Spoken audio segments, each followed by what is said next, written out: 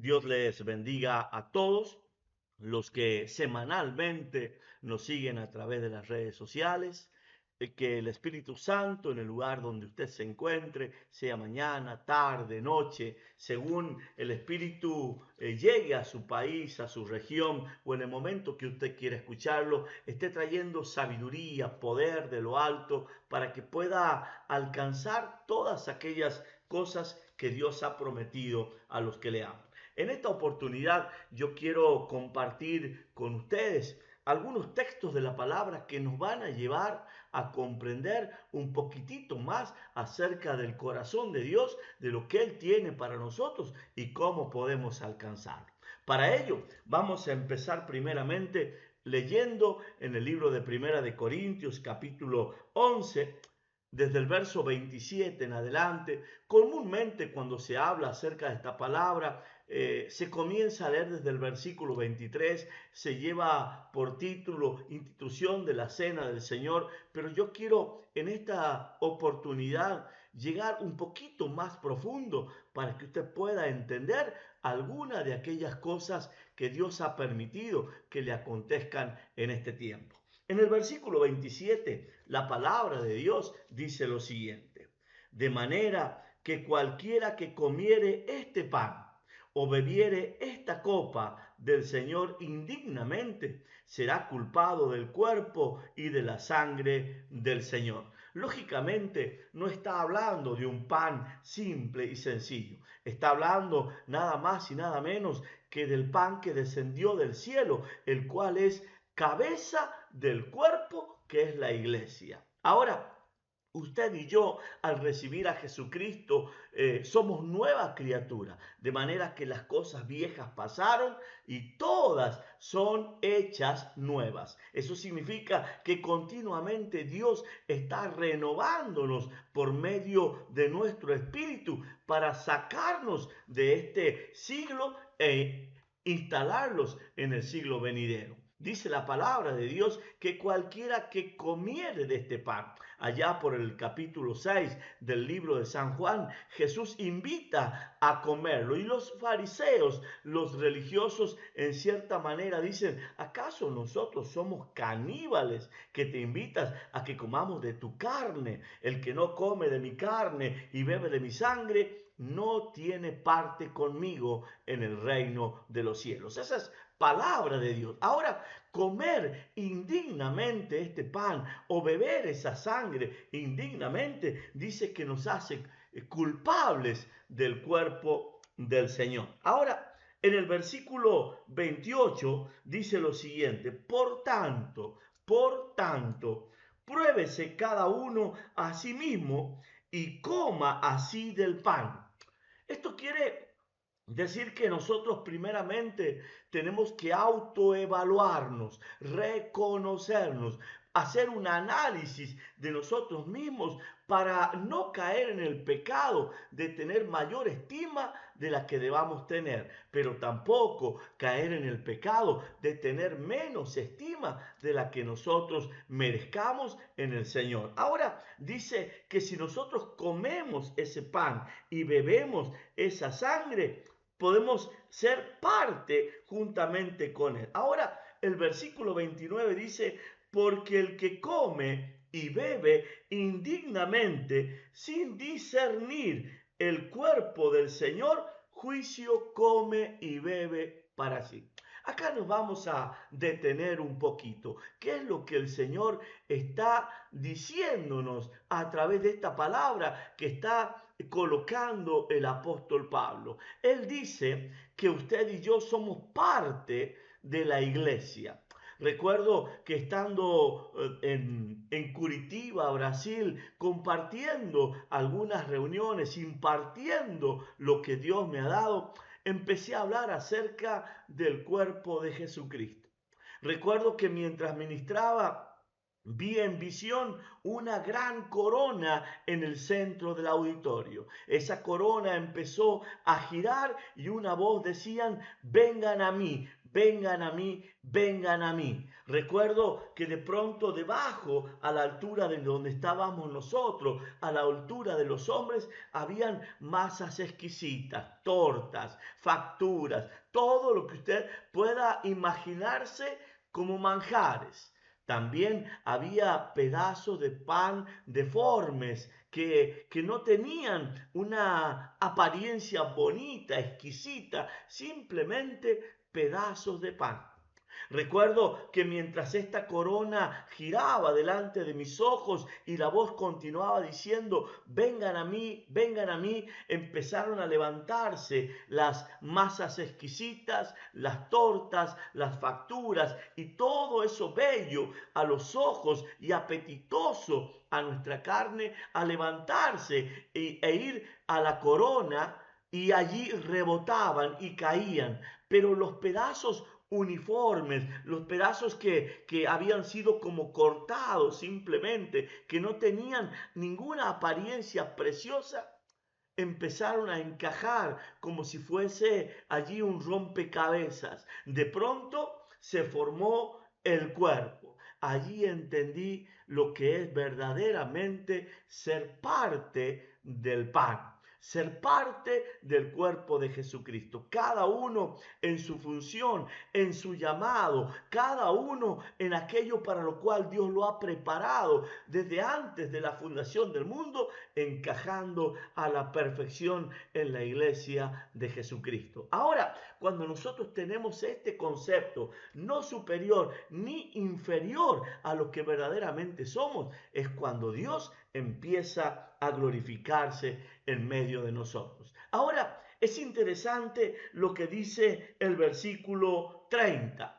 Dice la palabra de Dios, por lo cual hay muchos enfermos y debilitados entre vosotros y muchos duermen. Aquella iglesia que fue llamada a ser gloriosa, esa de que la Biblia habla proféticamente, la gloria postrera será mayor que la primera. Esa iglesia la cual la Biblia dice que las puertas del Hades no prevalecerán ante ella. Esa iglesia de la cual la palabra dice, cosa que ojo no vio, ni oído yo, ni ha subido a corazón de hombre, son las que yo tengo preparadas para los que aman, son las que Dios está anhelando hacer funcionar. Si nosotros recordamos que toda la escritura, los profetas, los mandamientos del Señor se resumen en una sola cosa: amarás al Señor tu Dios con todo tu corazón y a tu prójimo como a ti mismo. Resumimos toda la palabra de Dios en estas dos oraciones: amar a Dios con todo nuestro corazón, con toda nuestra fuerza, con toda nuestra alma, y a nuestro prójimo como si fuésemos nosotros mismos. Ahí es donde la iglesia primitiva empezó a actuar con portentos, con milagros, con sanidades y con lo más precioso: el Espíritu Santo añadía a la iglesia cada día los que habían de ser salvos. Claro, cuando nosotros vemos en el libro de los Hechos la iglesia primera, la iglesia primitiva, la vida de los primeros cristianos, dice la palabra de Dios que para servir a las mesas se buscó gente que estuviera llena del Espíritu Santo. Cuando hablamos de la gloria de Dios, tenemos que entender que Jesucristo nos enseñó: el Padre y yo somos uno. Sean uno para que el mundo les crea, para que el mundo crea. Ahora, cuando nosotros colocamos la figura del Espíritu Santo, tenemos que entender que Jesucristo es el Hijo de Dios, el Mesías, el que vino a morir por nosotros en la cruz del Calvario, a derramar su sangre para que a través de ella fuéramos todos nosotros limpiados, sanados. Su sangre nos limpia de todo pecado. Pero empieza con algo muy sencillo: obediencia. Entre todas las cosas que Jesucristo tuvo que experimentar y aprobar, fue que él aprendió obediencia. Y un día simple, un día común, quizás un día como hoy, él se acerca al río Jordán. Está allí un tal Juan el Bautista, primo de él, pariente de él, hijo de una pariente cercana de él. Ahora, este está bautizando. Su mensaje es generación de víboras, arrepentíos y convertíos. Y allí aparece nada más y nada menos que el 3 veces santo, el que no tenía de qué arrepentirse. Juan el Bautista se niega, pero Jesús en obediencia se somete al profeta, no a Juan el Bautista. Ciertamente, de los nacidos de mujer, Juan el Bautista es el más grande de todos. Ahora Jesús está allí sometido. Conviene que así sea. Juan no quiere bautizarlo, pero el profeta lo introduce debajo de las aguas. Cuando él emerge, se abre el cielo y se oye una voz que dice: este es mi hijo amado, sobre él tengo complacencia, o en quien tengo complacencia. Claro que podía Jesús haber erguido su pecho, hacerse grande y empezar a manifestar la gloria de Dios en su vida. Mas dice la palabra que él se sometió. Ahora es llevado por el Espíritu al desierto. Yo me imagino en ese momento a Jesús cautivo, en el momento en que el ego podía habérsele exaltado a lo sumo. En ese momento él se humilla. El Espíritu Santo lo lleva al desierto. En el desierto se encuentra, come, bebe Satanás. Está allí impartiendo y confrontando con Satanás. Ahora, cuando él regresa del desierto, vuelve en el poder del Espíritu. Recuerda que hace un momento yo le decía: nadie tenga más estima de la que debe tener de sí mismo, pero tampoco tenga menos de la que verdaderamente merece. Es allí donde Jesús se coloca y ahora en el poder del Espíritu empieza a hacer lo que una vez a su madre le dijo: ¿por qué me provocas? No es aún mi tiempo. Ahora, reconociendo el tiempo, él se para en el poder del Espíritu y empiezan las señales, los prodigios y las maravillas que ustedes conocen, hasta que es llevado a la cruz del Calvario, resucita y es exaltado a lo máximo. Ahora, entendiendo que tenemos que ser uno, como él y el Padre son uno y el Espíritu son uno, nosotros también ser parte de un cuerpo y empezar a funcionar cada uno en el misterio y llamado que Dios les ha dado. Estando ya introduciéndonos en esto, podemos entender por qué la iglesia primitiva, esa iglesia que veía milagros, portentos, maravillas, señales, tenían todas las cosas en común y no había ninguno necesitado en medio de ellos. Una iglesia que mostraba más que el ego el amor al prójimo. Ese amor que te hace grande delante de Dios, tan grande como el amor que Cristo dio por ti para que tú pudieras tener vida hoy. Habiendo dicho esto, quiero saltar de este pasaje de la Escritura y nos vamos a ir a el libro de Segunda de Samuel en el capítulo 6. Un hombre que tenía participación, un hombre que amaba y gustaba de Dios. Dice el versículo 6 del libro de Segunda de Samuel, capítulo 6, versículo 6, dice lo siguiente: cuando llegaron a la era de Nacón, Usa extendió su mano al arca de Dios y la sostuvo porque los bueyes tropezaban. Versículo 7. Y el furor de Jehová se encendió contra Usa y lo hirió allí Dios por aquella temeridad y cayó allí muerto junto al arca de Dios. Personas con buenas intenciones queriendo hacerlo de Dios, no siendo llamadas para ella. Cuando empecé a hablar acerca de esta palabra, yo omití un versículo porque quiero que usted a esto lo marque en su Biblia y lo tenga como un refrán para el resto de sus días. Cuando Usa toca el arca, lo hace con buena intencionalidad. Él no deseaba que el arca del pacto se cayera, pero tocó lo santo una persona que no lo era. Y en ese mismo instante, él murió. En ese mismo instante, él cayó muerto y también se cayó el arca. Dios no impidió que el arca se cayera.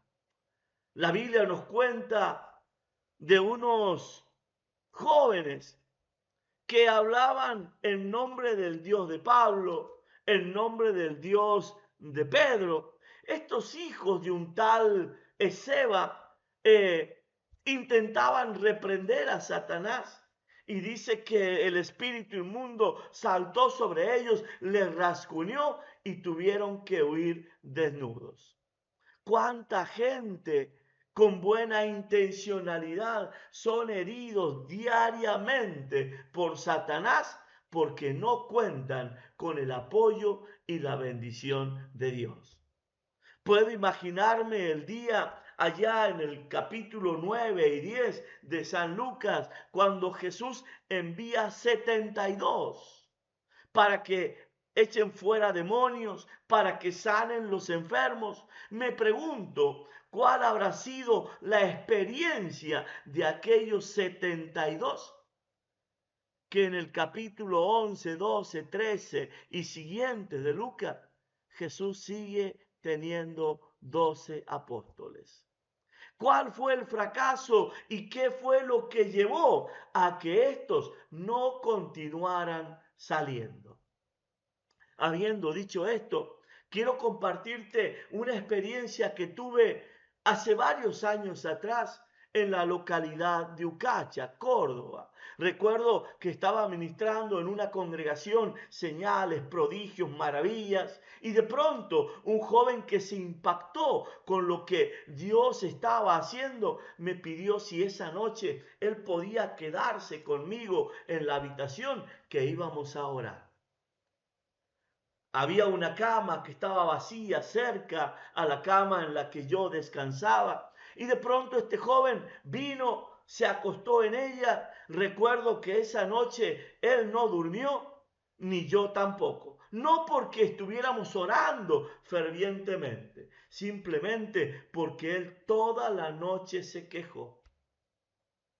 Cuando ya despertaba el sol, se levantaba en el horizonte, le pregunté qué es lo que tenía, por qué estaba gimiendo toda la noche y quejándose. Él me dijo, tengo una especie de mosquito, algo me molesta en la oreja, adentro me molesta, he metido mi dedo, no lo puedo matar. Recuerdo que en ese momento el Espíritu Santo me llevó a que colocara un poco de agua en su oreja. Cuando el agua entró allí al tímpano, se vio salir las patitas de una araña viudita negra. La araña salió y pudimos matarla. Pero en ese momento vino a mi mente todo lo que podía haber pasado si esa araña, cuando este joven introducía su dedo en la oreja, le hubiera picado. Seguramente hubiera muerto irremisiblemente. Hubiera fallecido y quizás después nos hubiéramos dado cuenta que una araña viudita negra le había picado en el tímpano. Por obra, gracia y misericordia de Dios, él está vivo y la araña no le hizo daño. Pero esto me mostró qué peligroso es para quien no está a una estatura espiritual querer entrar en lugares que no le corresponden. La verdad que tener mayor estima de la que uno verdaderamente merece puede llevarte a la muerte, puede hacerte perder todo lo que has anhelado y buscado por años. Allí en el versículo 30 nos dice la palabra de Dios que muchos están enfermos, otros debilitados y otros duermen, muertos. Personas que al caminar por naciones, uno puede verlas en congregaciones, simplemente esperando que llegue aquello que anhelan, pero nunca lo alcanzan. Y es que la verdad es que nunca se atrevieron a crecer o depender exclusivamente de Dios.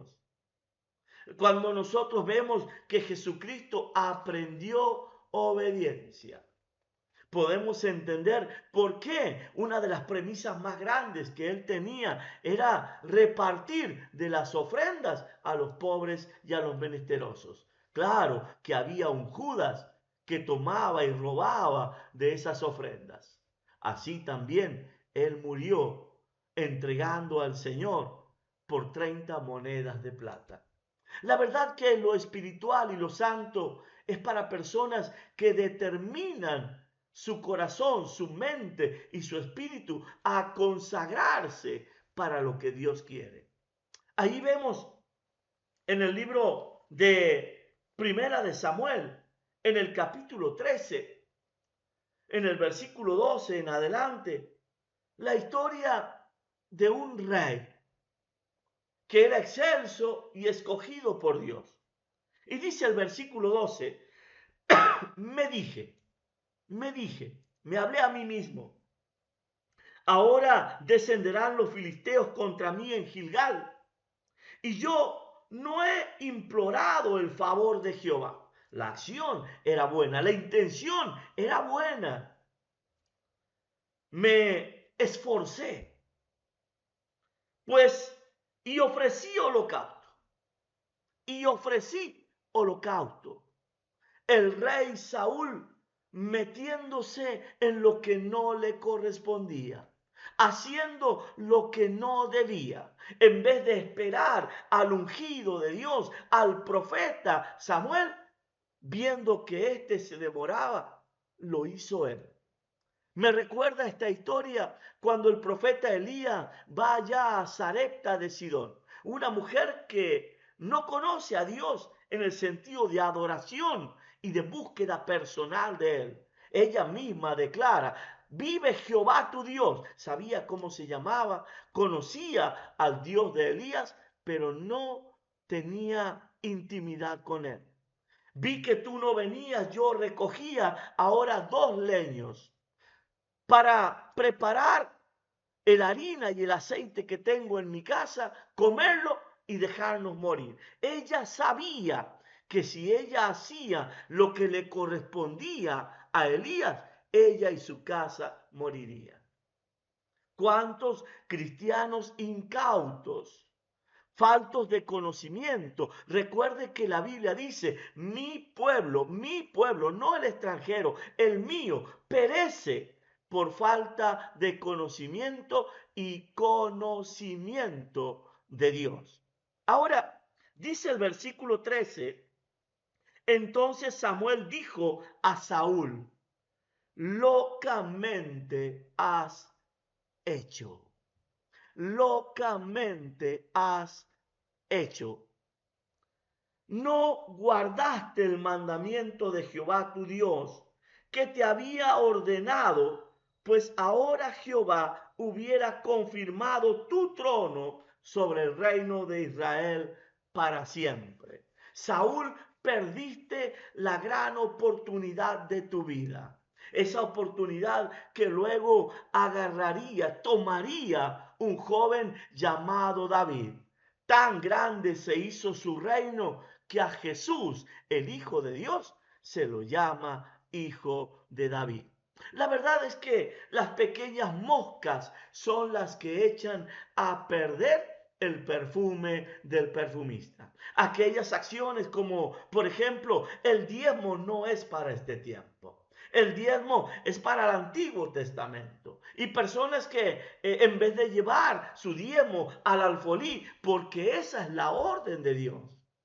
El libro de Malaquías dice, vosotros todos, la nación, me habéis robado. ¿En qué te hemos robado? En los diezmos y en las ofrendas. Por tanto, traed vuestros diezmos y vuestras ofrendas al alfolí y haya alimento en mi casa. Y luego dice, probadme en esto y veréis si no abro la ventana de los cielos y derramo bendición hasta que sobre y abunde. Claro, muchos queriendo desligarse, quitarse esa responsabilidad, esa obligación, dicen es para el Antiguo Testamento. Ahora, créame que cuando el apóstol Pablo está hablando, habla en el Nuevo Testamento.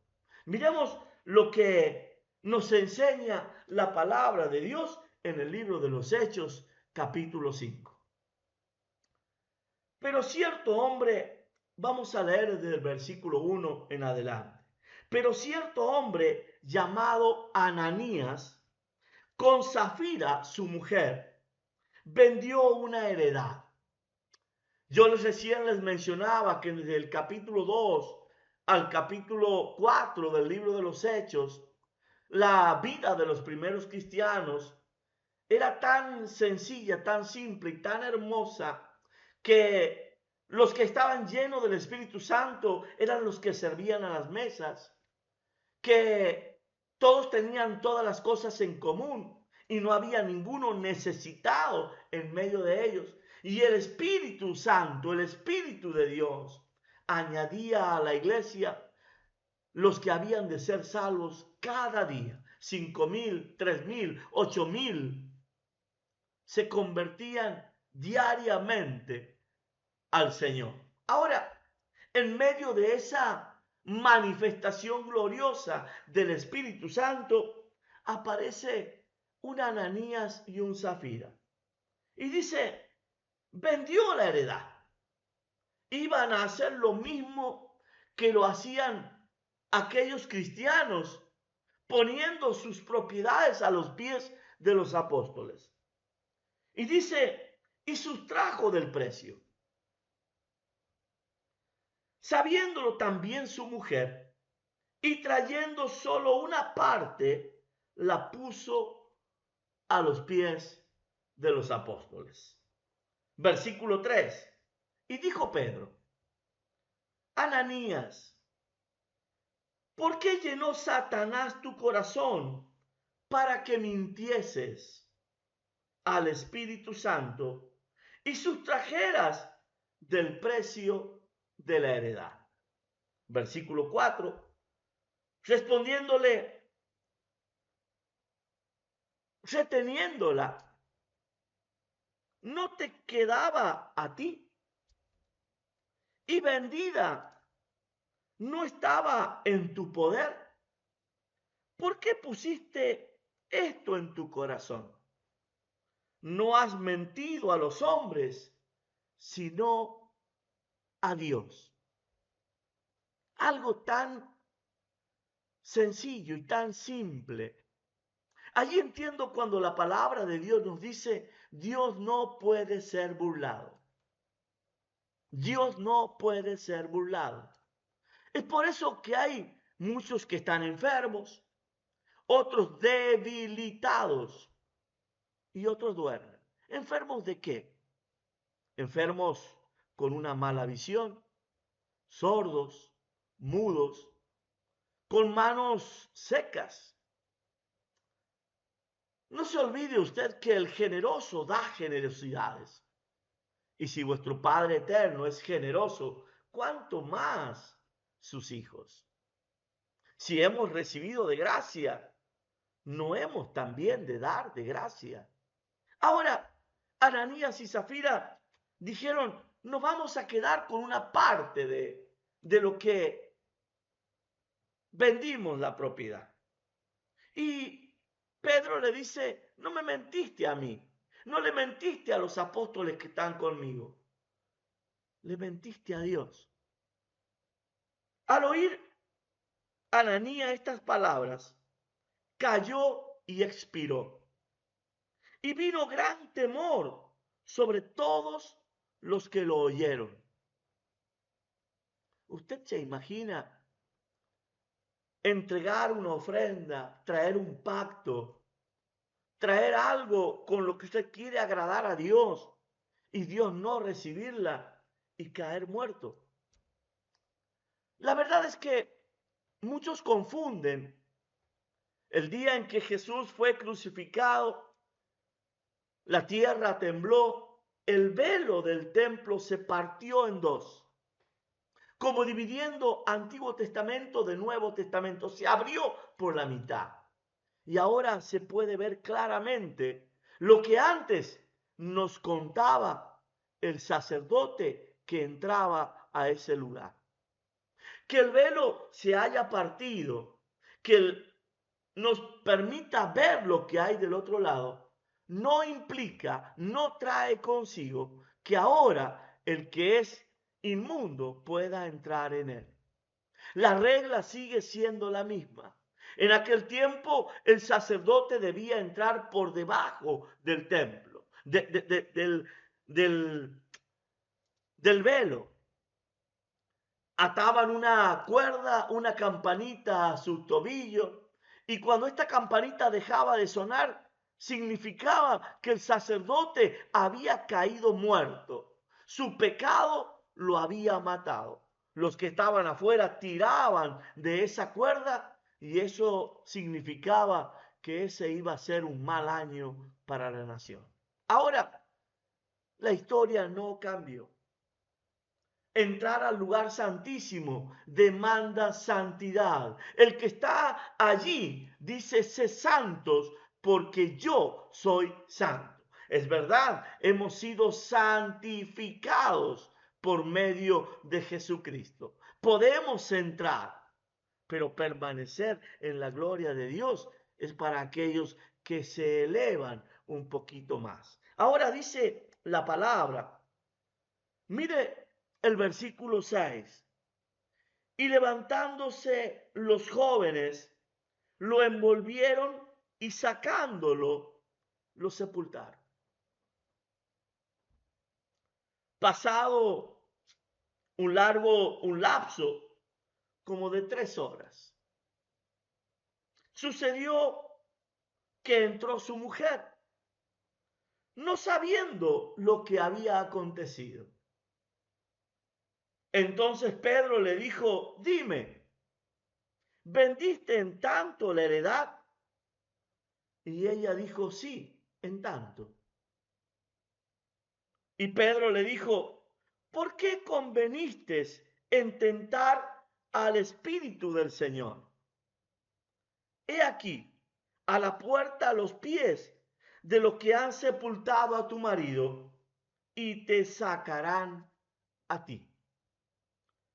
Al instante, ella cayó a los pies de él y expiró. Y cuando entraron los jóvenes, la encontraron muerta y la sacaron y la sepultaron junto a su marido. La verdad que cuando leemos esta historia, cuando vemos lo que significa comer el pan indignamente, lo que significa pisotear la sangre de Jesucristo, entendemos por qué aquella iglesia que fue llamada a ser gloriosa aún no tiene vestiduras blancas y resplandecientes. ¿Por qué aquella iglesia que fue llamada a que las puertas del Hades no prevalecieran contra ella todavía se encuentra en luchas internas? ¿Por qué hay enfermos y hay debilitados y otros duermen? Sea fiel en las ofrendas, sea fiel en los diezmos. Sé que el diablo pondrá miles de argumentos para decirte, esto es de acá, esto es de allá, Antiguo, Nuevo Testamento. La verdad, la verdad es que si nosotros hemos sido llamados a ser movidos por el Espíritu, las cosas son mucho más grandes y más excelsas delante de Dios. Pero así también la bondad de Dios para con nosotros.